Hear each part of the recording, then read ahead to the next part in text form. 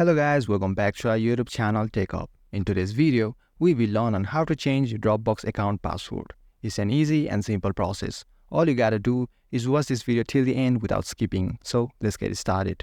First, open your Dropbox account. Then tap on the account icon which is on the top navigation bar. And here in this menu, tap on Settings. Now to change password of your Dropbox account, simply tap on Security.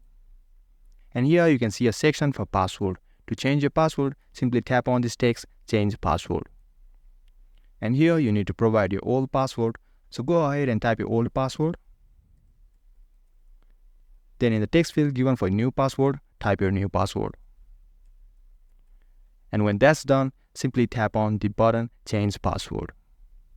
And guys, that was it. This is how you change password of your Dropbox account. I hope you found this video helpful. If you did, give this video a thumbs up to let me know and subscribe to our channel TechUp for more contents like this.